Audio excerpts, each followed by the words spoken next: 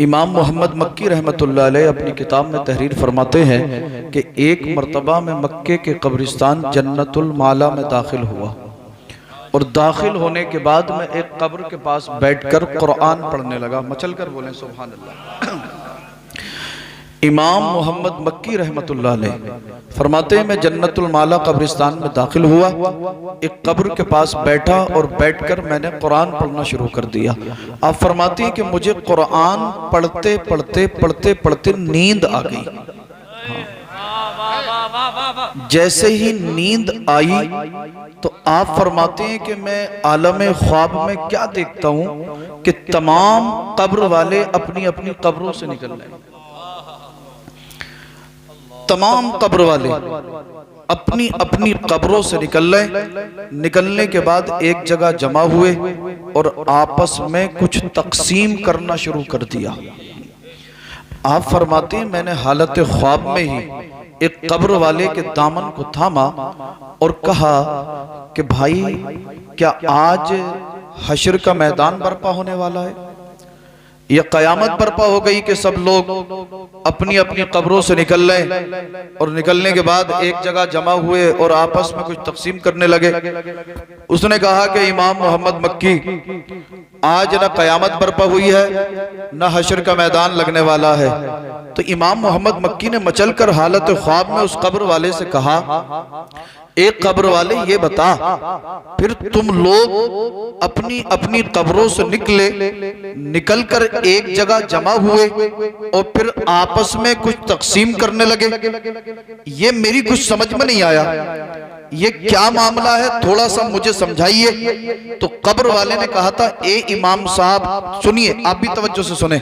कब्र वाले ने कहा ए इमाम मोहम्मद मक्की अब से 1 साल पहले एक हाफिज कुरान कारी कुरान इस कब्रिस्तान में आया था और आने के बाद उसने पढ़ा था बिस्मिल्लाहिर्रहमानिर्रहीम कुल हुवल्लाहु अहद अल्लाहुस समद लम यलिद वलम यूलद वलम यकुल लहू कुफुवन अहद बिस्मिल्लाहिर्रहमानिर्रहीम कुल हुवल्लाहु अहद अल्लाहुस समद लम यलिद वलम यूलद वलम यकुल लहू कुफुवन अहद बिस्मिल्लाहिर्रहमानिर्रहीम कुल हुवल्लाहु अहद अल्लाहुस समद लम यलिद वलम यूलद वलम यकुल लहू कुफुवन अहद। ए इमाम मोहम्मद मक्की रहमतुल्लाह अलैह सुनिए, अब से 1 साल पहले एक हाफिज कुरान कारी कुरान इस कब्रिस्तान में आया और आने के बाद उसने 3 मरतबा सूरह इखलास को तिलावत फरमाया, 3 मरतबा कुल हुवल्लाह शरीफ की तिलावत फरमाई और फरमाने के बाद हम तमाम कब्रिस्तान वालों को उसका ईसाले सवाब कर दिया। ए इमाम साहब अल्लाह रब्बुल इज्जत ने उस कारी कुरान के 3 मरतबा सूरह इखलास पढ़ने के इवज़ हमें इतना सवाब अता फरमाया, इतना अजर अता किया कि हम 1 साल से रोजाना इसी तरह उस अजर सवाब को आपस में तकसीम कर रहे हैं, मगर आज तक वो अजर सवाब खत्म नहीं हुआ। सुभान अल्लाह, नारे तकबीर, नारे रिसालत, उलमाए अहले सुन्नत, हुजूर सैयद करें, तवज्जो फरमाएं। एक हाफिज कुरान कारी कुरान आलिम दीन जन्नतुल माला कब्रिस्तान में दाखिल होकर 3 मरतबा सूरह इखलास की तिलावत फरमा दे तो अल्लाह रब्बुल इज्जत कब्रिस्तान वालों को इतना अजर सवाब अता फरमाए कि 1 साल तक जन्नतुल माला कब्रिस्तान वाले उसे आपस में तकसीम करें मगर सवाब में कमी ना आए। मुसलमान गौर कर, तवज्जो फरमा, अगर तू अपने माँ, अपने बाप, अपने भाई, अपने दादी दादा, अपने अजीजों अकारिब के लिए पूरा कुरान पढ़ने के बाद उसका इसाले सवाब करेगा तो अल्लाह रब्बुल इज्जत तेरे अजीज को किस कदर अजर सवाब। सुभान अल्लाह, सुभान अल्लाह, सुभान अल्लाह, सुभान अल्लाह, जिंदाबाद। मगर अफसोस न हम कुरान पढ़ते हैं, न हम दुरूद पढ़ते हैं, न हम अल्लाहू अल्लाहू का विर्द करते हैं, न हम जो है नबी की बारगाह में दुरूद के नजराने हम नहीं पढ़ते, कलमा शरीफ का विर्द हम नहीं कर रहे, अल्लाहू अल्लाहू की सदाएं हम नहीं। हाँ, एक काम हम जरूर कर रहे हैं। नौजवान यहाँ पर मौजूद हैं, थोड़ी सी नसीहत कर दूं। अभी भी आप रास्ते में जाके देख लें, कुछ लड़के फोन पे लगे हुए मिल जाएंगे। 3 बजे, 4 बजे, 5 बजे, गर्ज ये कि फजर की अजान होती हो और ये नौजवान कान पे फोन लगा हुआ पूरी रात लगा रहा। अफसोस की बात यह कि घर में इसके बाप को परवाह नहीं कि हमारा बेटा पूरी रात कहां रहा, इसकी वालदा को परवाह नहीं हमारा बेटा पूरी रात कहां रहा, इसके भाइयों को, इसकी बहनों को परवाह नहीं हमारा बेटा पूरी रात कहां रहा। और जो नौजवान आज फोन पे बात नहीं करते, वो यूट्यूब पे कई घंटे निकालते, कई घंटे सीरियल, मूवीज। अगर ये ना देखें तो फिर फेसबुक बीमारी, इंटरनेट पर, सोशल मीडिया पर आज हमारा नौजवान कई घंटे तक लगा रहता है। ज्यादा लंबी चौड़ी गुफ्तगू ना करके बिल्कुल इख्तिसारन अपनी तकरीर को आगे बढ़ाऊं। मुख्तसर से जुमलों में मैं आपको ये समझाना चाहता हूं, हम कई घंटे सोशल मीडिया पर निकाल देते हैं। क्या हमारी जिंदगी में कोई एक ऐसी रात आई कि हमने ईशा की नमाज पढ़ी हो, पढ़ने के बाद मस्जिद में ठहरे हो, मस्जिद में ठहर कर हमने 1 घंटा या 2 घंटा कज़ा नमाज पढ़ी हो? क्या हमारी जिंदगी में कोई एक ऐसी रात गुजरी कि हमने ईशा पढ़ने के बाद मस्जिद में बैठकर 1 घंटा 2 घंटा अल्लाह के मुकद्दस कलाम की तिलावत की हो? क्या हमारी जिंदगी में कोई एक ऐसी रात आई कि हमने ईशा की नमाज पढ़ने के बाद मस्जिद में बैठकर 1 घंटा या 2 घंटा अल्लाहू अल्लाहू का विर्द किया हो? क्या हमारी जिंदगी में कोई एक ऐसी रात आई कि हमने आधा घंटा या 1 घंटा कलमे तैयबा का विर्द किया हो? आप कहोगे सैयद साहब, घंटा 2 घंटा तो बहुत बड़ी बात है, 5 मिनट भी हम अपने घरों में बैठकर अल्लाहू अल्लाहू का विर्द नहीं करते। ए मेरे भाइयों, मैं आपको अल्लाह और उसके रसूल का वास्ता देकर अर्ज करना चाहता हूं, YouTube, serial, movies, social media के जरिए से अपनी जवानी, अपनी ताकत, अपनी जिंदगी को बर्बाद करने वाले कान खोलकर सुने। मोबाइल को साइड कर दें, सोशल मीडिया को छोड़ दें। अगर इसी तरह से ये यूट्यूब पर सीरियल और मूवीज देखते रहे, जिल्लत और रुसवाई के सिवा कुछ ना मिलेगा, पस्ती और तनज़्ज़ुली में जाकर फंस जाएंगे। आओ आओ, तरक्की का रास्ता मैं बताता हूँ, ज़बान मेरी है, रास्ता मदीने वाले मुस्तफा का है। सुभान अल्लाह, सुभान। ज़बान मेरी है, कलाम मदीने वाले मुस्तफा का है। अल्लाह ने आपको सोशल मीडिया पर गंदी अश्लील वीडियोस देखने के लिए पैदा नहीं फरमाया। आओ, गुनाहों से तौबा करो, अल्लाह की बारगाह में झुको और दुनिया वालों को बता दो, ए दुनिया वालों, हमें तुमसे मोहब्बत नहीं है, हमें तो मदीने वाले मुस्तफा।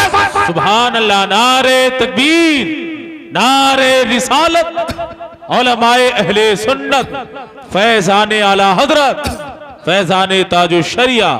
सुभान अल्लाह, सुभान। जो लोग रातों को जाकर मूवीज देख रहे हैं, मूवी देखना छोड़ दे, मैं हाथ जोड़कर अर्ज कर रहा हूं। कई घंटे सीरियल में निकाल रहे हैं, सीरियल देखना छोड़ दे, मैं हाथ जोड़कर अर्ज कर रहा हूं। जो लोग किसी की बहन बेटी की इज्जत को तार तार करने के चक्कर में लगे हुए हैं, मैं हाथ जोड़कर अर्ज कर रहा हूं, खुदा के लिए, खुदा के लिए, खुदा के लिए किसी की बहन बेटी की इज्जत को तार तार करने की कोशिश ना करें। आओ आओ, मुस्तफा के दरवाजे पर आ जाओ, मोबाइल छोड़ो, सीरियल मूवीज छोड़ो, दुनियावी खुराफातें छोड़ो। ईशा की नमाज पढ़ना अगर तुम जाग नहीं चाहते हो तो जागो, जागने के लिए मैं मना नहीं करता। सोशल मीडिया से दूर, जितनी शरीयत ने इजाजत दी है बस उतना, उससे आगे नहीं।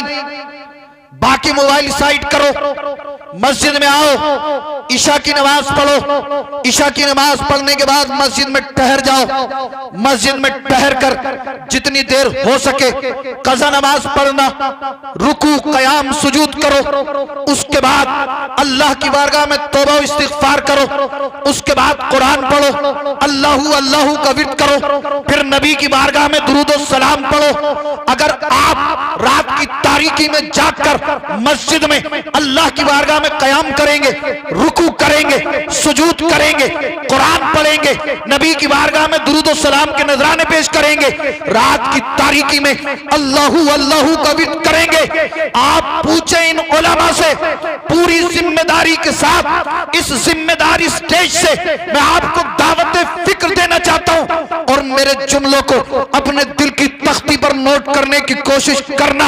आप रात की तारीकी में मस्जिद में बैठकर कभी क़याम कर रहे होगे, कभी रुकू, कभी सुजूद कर रहे होगे, कभी कुरान पढ़ रहे होगे, रात जा रही होगी, रात जा रही होगी, रात जा रही होगी, एक वक्त ऐसा आएगा तमाम बस्ती वाले सो जाएंगे, एक वक्त ऐसा आएगा तमाम मोहल्ले वाले नींद के आगोश में होंगे और तुम मस्जिद में खड़ा होकर क़याम कर रहा होगा, कभी कुरान पढ़ रहा होगा, कभी दुरूद पढ़ रहा होगा, कभी तू अल्लाहू अल्लाहू का विर्द कर रहा होगा, रब की रहमत पुकारेगी।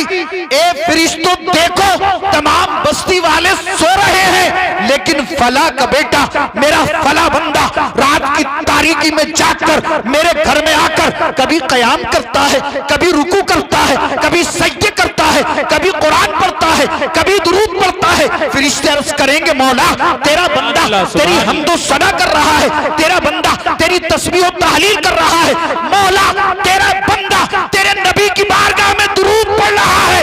अगर रब की बारगाह में तेरा क़याम करना, रुकू करना, सुजूद करना, कलाम की तिलावत करना, दुरूद पढ़ना कबूल हो गया तो रब फरमाएगा ए फरिश्तों मैं अपने इस बंदे से राजी हूं, तुम क़यामत के दिन के लिए गवाह हो जाओ, मैंने अपने इस बंदे के और इसकी इबादत की बरकत से इसके माँ बाप के गुनाहों को माफ कर। सुभान अल्लाह, नारे तकबीर, नारे रिसालत, उलमाए अहले सुन्नत, सुभान अल्लाह सुभान अल्लाह। लेकिन अफसोस आज हम कुरान पढ़ने के लिए तैयार नहीं, और आपकी पूरी बस्ती में आप मुझे एक भी घर ऐसा नहीं दिखा सकते जिस घर में बीमारी और परेशानी ना हो।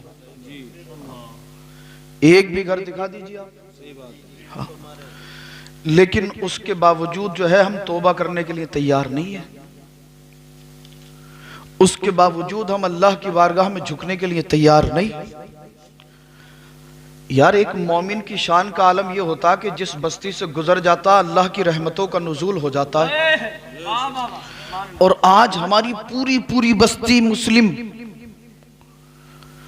मुसलमानों की बस्ती में जाकर देखो तो बाज़ जगह ऐसा लगता है जैसे नहूसत बरस रही हो। बरकतें हमारे घरों में नहीं, इज्जतें हमारी जाती चली जा रही हैं, बीमारियां हमारे घरों में, परेशानियां हमारे घरों में। अल्लाह अल्लाह, इसका सबब, इसका रीजन, इसकी वजह क्या है? आइए अल्लाह की मुकद्दस किताब कुरान की बारगाह में अर्ज करते हैं। ए अल्लाह की मुकद्दस किताब, ज़ालिकल किताबु ला रैब फी, रब फरमाता ये वो किताब है जिसके अंदर शक की गुंजाइश नहीं। रब फरमाए तिबियानन लिकुल्ली शै, हर चीज का बयान कुरान के अंदर है। मैंने कहा है कुरान तेरे अंदर महद से लेकर लहद तक के मसाइल का हल मौजूद, तू हमारी रहनुमाई फरमा। जरा हमें बता, मुसलमानों की बस्ती में नहूसत, मुसलमान बस्ती में, मुसलमान तनज़्ज़ुली में मुसलमान की इज्जत लूटी जा रही है, मुसलमान की इज्जत बर्बाद की जा रही है, मुसलमान गोलियों के निशाने पर आ गए, मुसलमानों के गले काटे जा रहे हैं। कोई मुसलमानों को मिटाने की बात करता है, कोई कहता है अज़ानों पर पाबंदी लगा देंगे, कोई कहता है मुसलमानों को इंडिया से भगा देंगे। मैंने कहा कुरान इस तनज़्ज़ुली, इस पस्ती की वजह क्या है, इसका सबब क्या है, इसका रीजन क्या है। कुरान बोल पड़ा, वमा असाबकुम मिन मुसीबतिन फबिमा कसबत अयदीकुम, तुम पर जो ये मुसीबत पहुंची है ये तुम्हारे हाथों की कमाई है। वयाफू अन कसीर, और उसमें से ज्यादातर तो अल्लाह माफ फरमा देता। बेशक बेशक, सुभान अल्लाह सुभान अल्लाह। ये नहूसतें, ये बीमारियां, ये परेशानियां, ये सब का सब हमारे हाथों का कमाया हुआ